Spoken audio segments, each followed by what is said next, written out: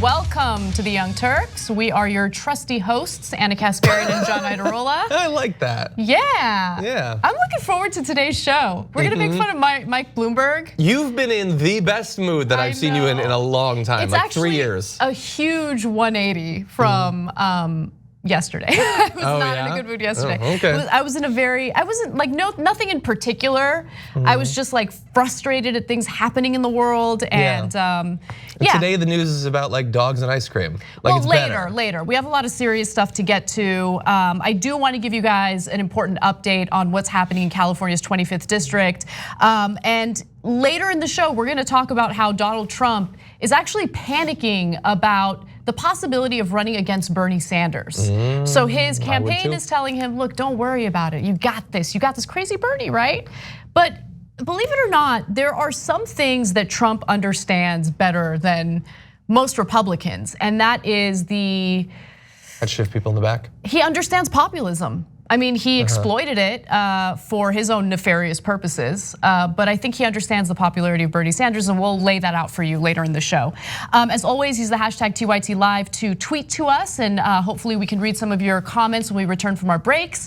And as always, members are encouraged to also share their comments. We'll read some of those when we return from our breaks as well. You wanna get started?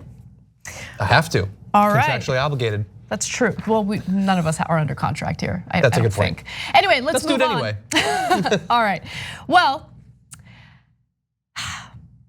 Cenk Uyghur's political opponent in California's 25th district has just announced that she will no longer take corporate PAC money. Democrat Christie Smith, who has run an unusually cruel campaign against Cenk Uyghur with all sorts of unfounded accusations, has now decided, yeah, you know what, not a good look when I'm taking corporate PAC money, and my Democratic opponent has called me out on it several times. Now, this is a victory, make no mistake about it. We as progressives believe that money needs to be taken out of politics. We need publicly financed elections, but she doesn't go far enough. And so here is a statement from Cenk Uyghur. He says, since Assemblywoman Smith now admits that corporate PAC money corrupts politicians, I'm calling on her to truly fulfill her commitment and give back the thousands of dollars she has received from corporations like United Health and Facebook. And since her backers at the DCCC also take millions in bribes from corporations and lobbyists, Smith must also reject any funds or in-kind support from the establishment or risk showing that she doesn't actually care about corruption. Has she agreed to do that? Well, who knows? I mean, I'm actually curious to see if she'll ever agree to a debate. She notoriously dodged a debate with the other candidates, including Cenk Uyghur. And she argues that the reason why she did that is because she's a woman of substance. Because a woman of substance dodges a political debate as she's running a campaign. Okay. Yeah, that's also an interesting commentary on all of the women who haven't dodged debates, including women who have endorsed her. So Kamala Harris, she went to a bunch of debates, no substance there. Barbara Boxer, Nancy Pelosi, all of them. You know, it's good to have their endorsement, but you'd prefer to get endorsements from women of substance. And they were wasting all their time actually engaging in the American democracy by debating their opponents. Actually, I'm not even sure if Pelosi does, but Kamala Harris definitely did. Look, I think that when people move in the right direction, we should give them credit to the extent that they earn it. And the later on you make this sort of change in how you're fundraising, it is less impressive. It's still a change. And it is coming right after the DCCC has announced that they're going to be supporting her. So it's a little bit easier for you to cut off that sort of funding when you know that it's going to be gained on your behalf and spent on your behalf. Yep. And so I think this demonstrates that the pressure works, but also I think that the people are savvy enough that they're not going to just take one little quote, some assurance. They're going to want to see if it actually means something in reality. I think you're absolutely right, and I just think that this does show, to your point, that there is a lot of, if you're politically active and you apply that pressure on politicians, they will respond, because what do they care about more than anything? Maintaining their political careers, right? And so Christie Smith was not looking good, and she continues to not look good in this district, especially when you look at her record, something that we talked about during our interview with Cenk Uygur on The Conversation just yesterday. Her votes against affordable housing in California are disastrous, and it has to do with the real estate industry helping to fund her campaign as Assemblywoman. And so these are all things that you should take into consideration, but the important takeaway here is that political activism works, political pressure works. For the longest time, that political pressure was only coming from the corporate side of things, and now you have people getting involved, and that activism is so important. So let this be a lesson for not just California's 25th district, but all the other congressional races that are happening throughout the country right now. Yes. All right, well, let's move on to other news. The White House has issued a formal or a formal threat, I should say, to former National Security Advisor John Bolton to prevent him from publishing his memoir, The Room Where It Happened. Now, in his memoir, we have learned some revelations about what happened behind the scenes in the Trump administration, the fact that there was a quid pro quo in order to coerce the Ukrainian government to announce an investigation into Joe Biden. That was the reason why Donald Trump put a freeze on the congressionally appropriated military funds for Ukraine. We also learned recently that Bolton himself was concerned about some business dealings that Trump may have had with the leader of China and of Turkey. So Trump doesn't like all this stuff, and now we're learning that there is a concerted effort by the White House to prevent Bolton from publishing this book. In a letter to Bolton's lawyer, a top official at the National Security Council wrote the unpublished manuscript of Bolton's book appears to contain significant amounts of classified information and couldn't be published as written. So I want to stop here for a second. Everything is classified. This is how the government works. If something makes anyone look bad in any way, it's classified. No, national security, it's at risk. Not buying it, okay? They don't want this book to be published because it appears that there's some damning information, and Donald Trump is still in the middle of an impeachment process. Yeah, I think that going back for a long time, presidents have been way too self-interested in the way they classify what can't be allowed to leak out and all of that. They'll refuse to answer questions, things like that. But Donald Trump has taken it to a whole nother level. I mean, we've seen that for years now. The way that they responded to the Mueller investigation, the way they responded to the House impeachment inquiry, everything was off limits, everything. I mean, even there were Trump he was answering questions about who he'd like to testify. And of course, he wants everyone to testify, Mulvaney and Pompeo and all of them. But they all deal with national security. That's their job. It's not even that they would say a specific thing that was classified. It's just that they work in the area of national security. And so of course they could never testify, which means that if you're gonna commit a crime, do it in the area of national security, because then you never have to answer any questions. I mean, it's extremely convenient. You don't even have to do it in the area of national security. They'll just cite national security as the reason for classifying it. Look, what Hillary Clinton did with the emails was wrong. I don't want to relitigate all of that. But the one thing that was shady was how those emails were retroactively classified, right? And so things get retroactively classified that weren't even classified in the first place. I'm bringing that up as an example of how things get classified for political purposes, not necessarily for national security purposes. So let's give you some more details about this letter, this formal threat to John Bolton and Simon & Schuster, the publisher of the book. The letter, which is dated January 23rd, said some of the information was classified at the top secret level, meaning it reasonably could be expected to cause exceptionally grave harm to the national security. The manuscript may not be published or otherwise disclosed without the deletion of this classified information, the letter read.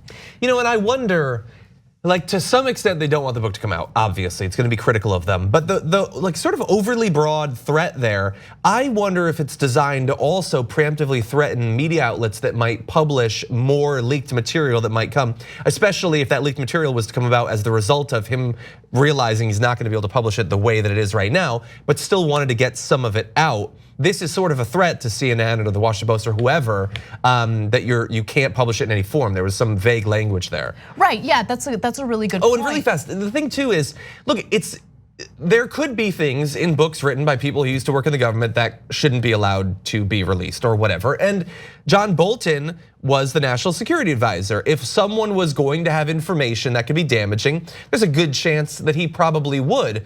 But from everything that we know about this book, he is describing basically what was done to his staff, what was done Like obviously in pursuit of this quid pro quo, does he have information about the US-North Korea relations that could be damaging? Yes, is that in the book? It doesn't seem like it. I highly doubt, look, I don't wanna give John Bolton too much credit for anything, but I honestly don't believe that John Bolton would take highly classified, top secret material and publish it in his book. I certainly don't think that the publisher, Simon & Schuster, would put themselves on the line by publishing classified material. Make no mistake about it, this is an effort to prevent the public from knowing what happened within the Trump administration, any type of confirmation or reinforcement of the accusations against Donald Trump. That's what this is really about. And to your point about the media, the Trump administration doesn't have a good track record with media. I mean, they consistently threaten members of the press with all sorts of things, including taking away their credentials, preventing them from doing the appropriate reporting. Like the threats are on tape during press conferences. We showed you a video. Barring them from international trips, they just did that. Right. Threatening to take away the funding of organizations that receive a very small amount of money from the government. And so luckily, we have a good number of free speech activists on the right, like the Ben Shapiros and the Dave Rubins of the world, who are outraged by this, because free they really speech absolutists. Absolutists, exactly. They're really fighting to make sure that John Bolton's able to publish his book. Yeah.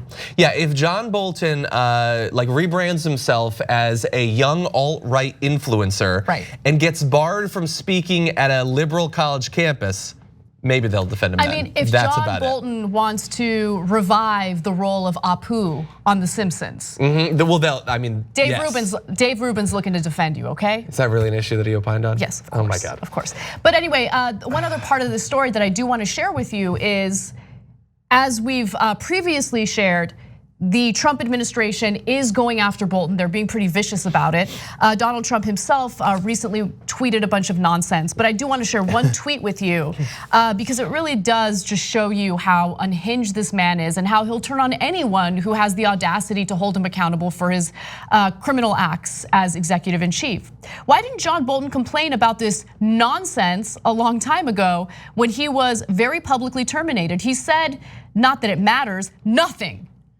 But he's saying something right now, I mean, through his book, and he seems to be itching to testify, and Donald Trump has already said that he'll use executive privilege to block that from happening. But look, there was an interesting exchange on Fox that I want to just quickly share with you because the commentary here really hits the nail on the head. Take a look. We know John, he used to work here. He is a very intelligent, strong-willed, meticulously honest person. By the way, he was a conservative icon until he wasn't. He was a conservative icon until 2 days ago. Right. Now the things they're saying about him, it sounds like they're talking about Nancy Pelosi.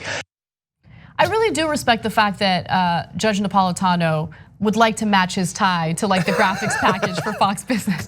No, but his commentary there was absolutely correct. I mean, he's like, John Bolton is part and parcel of the conservative establishment. Everyone loved him, from the media to conservative politicians, and now all of a sudden he's public enemy number one. Yeah, Lou Dobbs is calling him a tool of the left. I think it was The Daily Show put together this montage of Lou Dobbs talking about John Bolton. He said nicer things than I've ever said about anyone. Like, he loved this guy up until a week ago, but there's no, like, the sort of the thinking on the right is not flexible in terms of evolution or learning. But if they need to conveniently jettison a position, they will do it with, there's no looking back. It's totally comfortable for them. Yeah, exactly. Judge Napolitano has been pretty good recently, willing to make himself pretty soon probably in exile from Fox News by criticizing Donald Trump. But he is right. The things that Donald Trump just said in that tweet, it's so absurd. Not that it matters, but you're tweeting about it, you're implying that it matters. And he says, why didn't he talk about it earlier? We found out today that he did. He apparently talked to a senator earlier, which we'll get into. He also talked to William Barr. According to the book, he raised concerns to William Barr. And even William Barr responded with concerns about how Trump might at least give the appearance that he has some sort of deal, personal deal with the leader of China. Yeah. So, I mean, look, when you're dealing with criminal activity, which is exactly what Trump was engaged in, and that's according to the Government Accountability Office. They released a report on this saying that Trump absolutely did break the law. When you're dealing with that, you got to understand that speaking out is going to lead to backlash and retaliation. So don't roll around in the mud with pigs. Just don't. You're gonna get dirty. But we'll see what happens with this book. The idea of preventing a book from being published is terrifying in a country where we should have freedom of speech. Quick comment from one of our members, thought you'd be pretty foxy, didn't you? That's the handle, says, John has a fancy tablet cover. You do, it's very nice. That was not the comment I wanted to read though. A bucket of squirrels is ammo against logic says, title as blunt as that mustache, which is actually true. The title of his memoir is The Room Where It Happened. Yeah. It's a stupid title, as many great political philosophers and analysts have pointed out. A dumb title from a dumb guy. Well, thank you to our members for their comments. You can become a member by going to tyt.com/join. We're gonna take a brief break. When we come back, we have more news for you, including the corruption of the very senators who are supposed to be holding Donald Trump accountable in this impeachment trial. We hope you're enjoying this free clip from the Young Turks. If you want to get the whole show and more exclusive content while supporting independent media, become a member at tyt.com/join today. In the meantime, enjoy this free segment.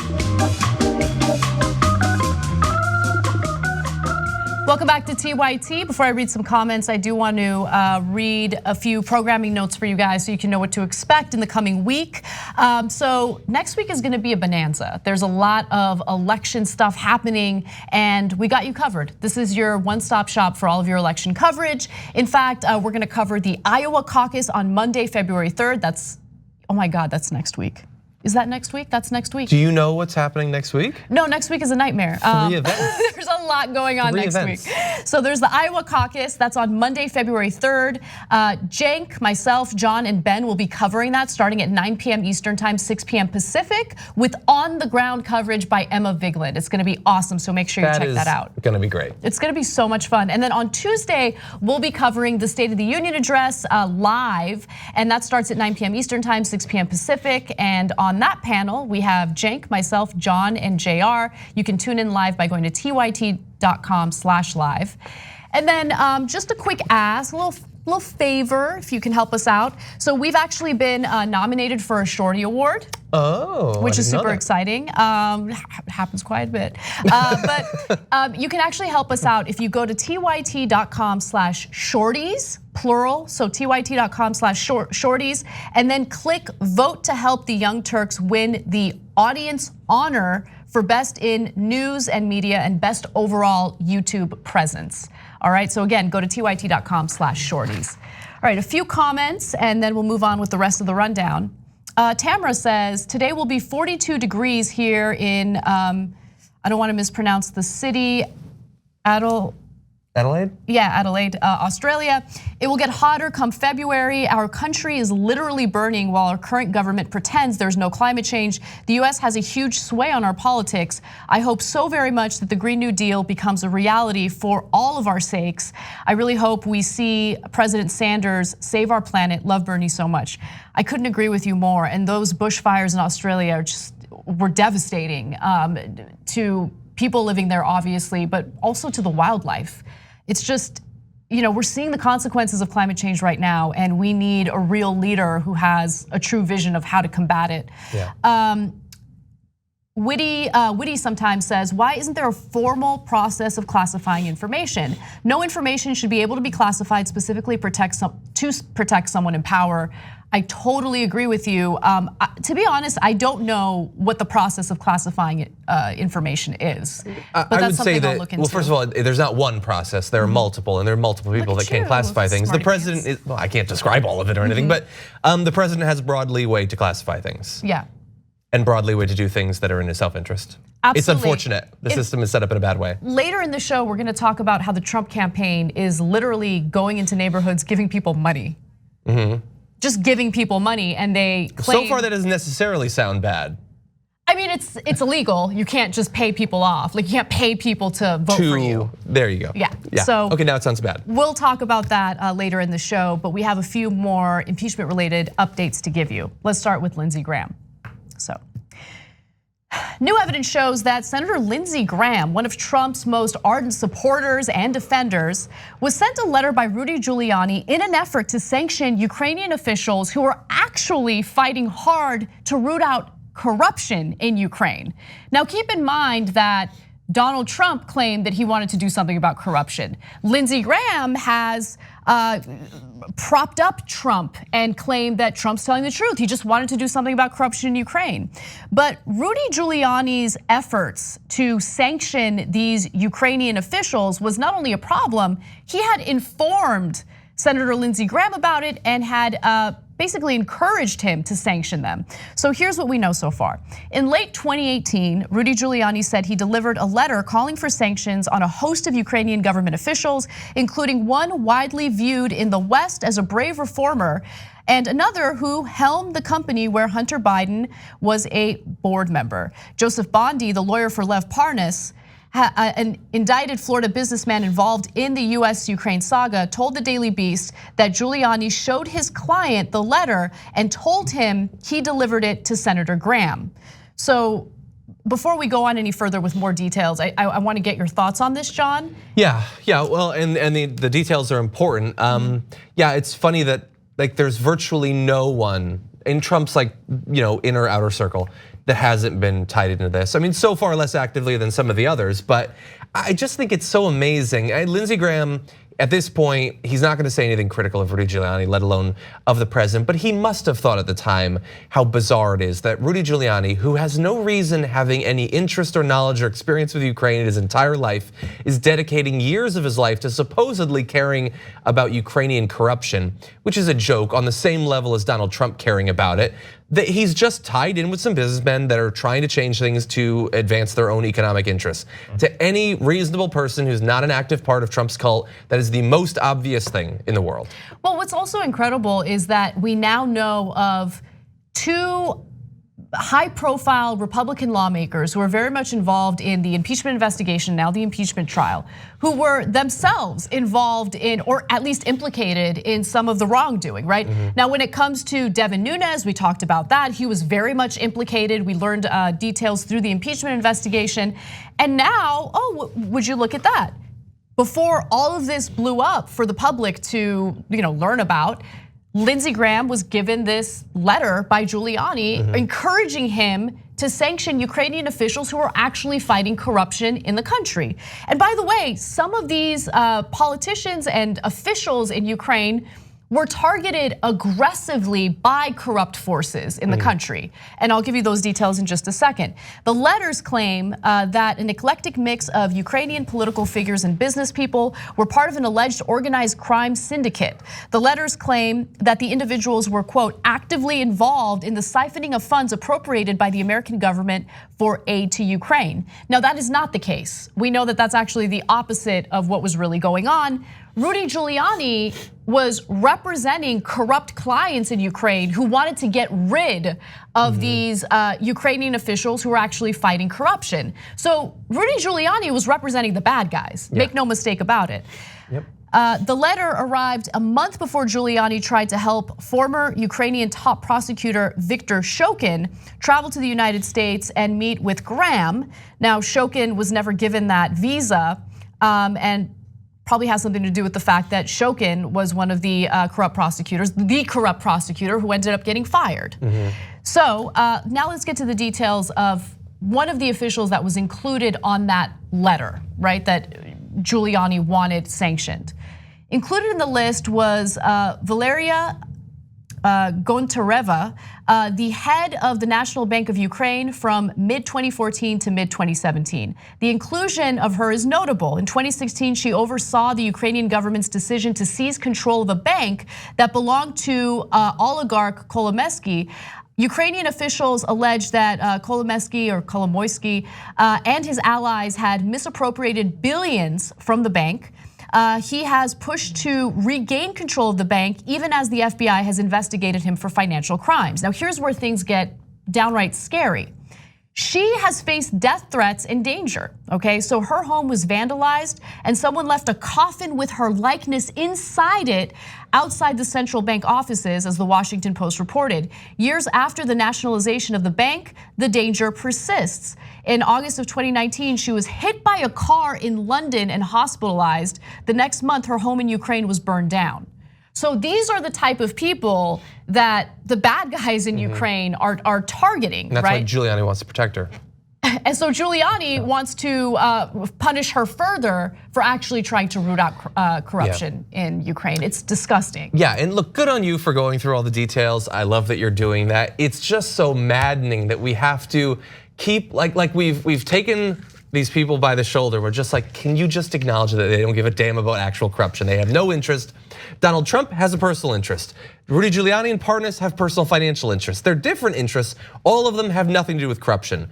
There was no reference to corruption on the phone call. The Department of Defense had already said that they were complying with all the anti-corruption statutes necessary to be allocated the funds, all of it. And then all of the added people that now have become interested in corruption. So Giuliani and Trump supposedly care about Ukrainian corruption. Now you have people like Graham and Cruz that, oh no, they're incensed about it. That's the real scandal right now, is all that corruption that Biden was involved in. But as many people have pointed out, when the Burisma stuff and the Shokin stuff and all of that was developing, Graham and Cruz, they weren't off hiking for years. They were in the Senate, right. And they didn't care at all about it. They didn't talk at all about it. They didn't do anything about it because none of these Republicans gave a damn about corruption in Ukraine. But let's just acknowledge that the military aid that was appropriated for Ukraine was a bipartisan effort in Congress, which means that Lindsey Graham was involved, right? He apparently thought that the corruption was dealt with. So why didn't he raise any of these concerns about so-called corruption in Ukraine as these funds were being appropriated for Ukraine?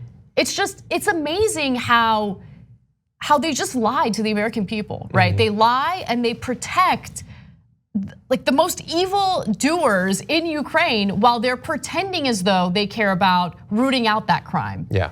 It's disgusting. Yeah, and it's also amazing that like Donald Trump, more than almost anything else, is immune to when he says something that should be so important that we understand, it just doesn't stick. I forget exactly who it was. I think it might have been Rex Tillerson, revealed that he had a conversation with Donald Trump where Donald Trump wanted to change some of the internal US government regulations that stopped US-based businesses from bribing foreign governments to get business deals. And he said, how dare they stop us from bribing people in their country to get business?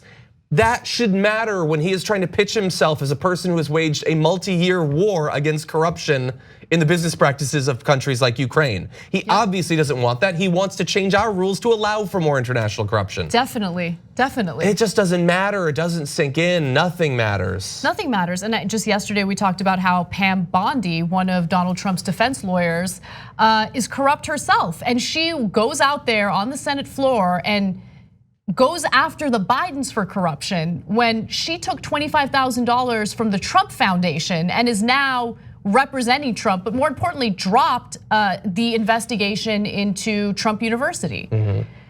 Luckily, they didn't drop that investigation in New York, and Trump ended up having to pay a $22 million settlement because he defrauded students.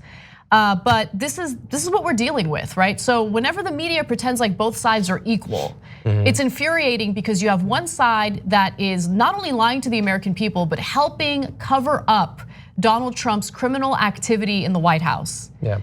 So let's move on to some real corruption when it comes to this impeachment process. New reporting indicates that Donald Trump's lawyers have given thousands of dollars to Mitch McConnell, who is obviously overseeing the Senate impeachment trial. Now, it seems as though there might be a conflict of interest there, but we live in a country where this type of bribery is legal. And so you end up with senators who don't serve the best interests of the country. They will sell the country out in order to maintain their cozy little relationship with their donors. So let me give you the details of what's going on. Former independent counsels Ken Starr and Robert Ray, who both investigated former President Bill Clinton ahead of his impeachment, contributed thousands of dollars to Senate Majority Leader Mitch McConnell last year before they joined the president's team. So Starr actually gave him $2,800 in July of last year. and Wray gave him $5,600 in September of last year. And that's according to the Center for Responsive Politics, which is trying to shed some light on what's going on, some of the corrupt influences in this Senate impeachment trial. In fact, Senator Mitch McConnell was notoriously said this, and he was very open and honest about it during a cable news appearance. Let's take a look. Everything I do during this, I'm coordinating with White House counsel. There will be no difference between the president's position and our position as to how to handle this, but we'll be working through this process, hopefully in a fairly short period of time, in total coordination with the White House counsel's office and the people who are representing the president in the will of the Senate. Well, exactly how we go forward, I'm going to coordinate with the president's lawyers, so there won't be any difference between us on how to do this. Again, I'm going to take my cues from the president's lawyers. I'm going to take my cues from the president's lawyers, because the president's lawyers have donated to my campaign and got to look out for their best interests. So I'll go ahead and sell the country out. This is our democracy. Yeah, and it should, I mean, various things that were just cited should be illegal, at the very least are incredibly unethical, to which there's no consequences whatsoever. And like with each passing day, I keep thinking back to all of the people, like in my personal life, on the news, that like go on and on about this amazing document, the Constitution, this amazing system that was set up. And like obviously there are some significant historical issues with that were baked in the Constitution. But in so many ways, almost everything that up until recently did work was resting purely on, well, people aren't gonna be 100% corrupt criminals, right? Because if they are, there are no checks and balances on anything. You can do whatever you want. I mean, like again, as we've made so many comparisons between the impeachment trial and a regular trial, but nothing that he said there would be allowed. The fact that they can make literal donations right before the trial, and that honestly, although that's the easiest to pinpoint with actual numbers, it's clearly should be illegal. It's actually the part of this that bothers me the least. Donald Trump can threaten senators that are considering his fate right now.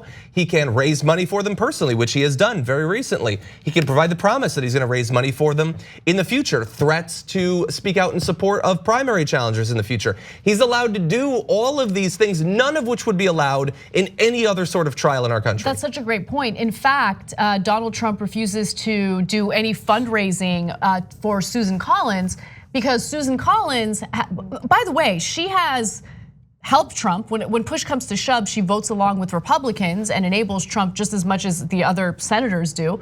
However, the only difference is she will sometimes say that she's a little bothered by how Trump is acting or how the Senate impeachment trial is being conducted. But it's just her way of trying to pander to some of the voters in her state in a tough re-election bid, right? That's what this is really about. But even something as mild as that will lead to Trump threatening her and saying that, I'm not gonna do any fundraising for you, you're dead to me. He didn't literally say that, but that's how he's treating her. Now, that's what you get when you try to play these like games and you do this balancing act. How about have some principles and just do the right thing? Because trying to pander to Trump is not working, clearly. So I guess this may be a weird thought, and I'm already starting to come up with consequences of it that would probably make it unacceptable. But as we're witnessing this obvious ability of the person who's being judged to influence the process, and how that's almost certainly going to determine the outcome, do you think that some of these votes should probably be anonymous?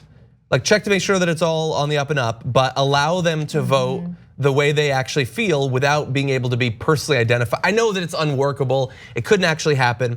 And the solution should be, it shouldn't have to be anonymous, the solution should be that if Donald Trump does the things that he has clearly done, that the people would turn against him. And that if he lashed out against these Republican senators, good conservatives and Republicans would side by the non-corrupt, non-criminal parts of their party. Unfortunately, we don't have any of that. We don't have a system that can provide checks and balances, and we don't have a populace that actually cares about what is true and what is ethical.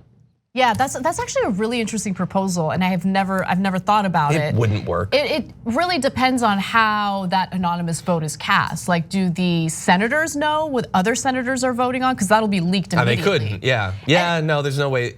You give them a special key and they go into a room. It verifies their identity. This is stupid. And it's a little bit of a slippery slope as well, because I don't want that to then be used for congressional votes on things that, I know. Like let's say spending bills or NDAA thing, that kind of stuff. So yeah, it's not gonna work. I think the transparency is important. All right, well, we need better people is what we need basically. Yeah, we need to apply political pressure and elect better representatives, that's for sure. All right, well, we gotta take a quick break. When we come back, one of my favorite stories of the day, Representative Zeldin gets asked tough questions by an NBC reporter about the impeachment of Donald Trump, and he's just like withering away. Like he doesn't know how to handle it, gets defensive. I love watching them squirm. You're gonna love it too. Come right back.